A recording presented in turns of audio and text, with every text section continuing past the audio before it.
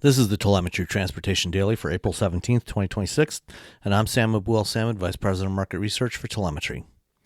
The Stellantis assembly plant in Brampton, Ontario, near Toronto, hasn't produced a vehicle since the end of 2023, when production of the Chrysler 300, Dodge Charger, and Challenger ended.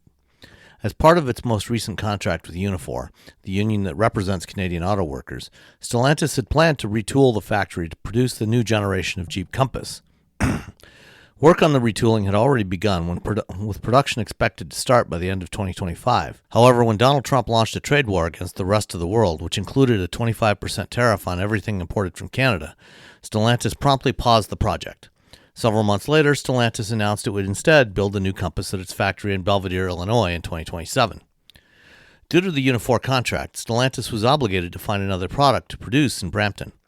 When Canada struck a trade deal with China earlier this year that would allow Chinese EVs to be sold there at a reduced tariff rate, Stellantis proposed a plan with its Chinese partner Leap Motor.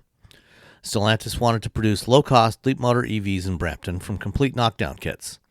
These kits are mostly complete vehicles that have been partially disassembled and are shipped to another factory for final assembly. Since only a modest amount of work is required to complete the vehicles, it would have only required about 200 to 300 employees, rather than 3,000 that had worked there previously. Unsurprisingly, local government officials had provided tax breaks for the retooling, and the union rejected this option that could have been the first local production site for Chinese vehicles. Stellantis is now back to trying to develop a new plan to utilize Brampton.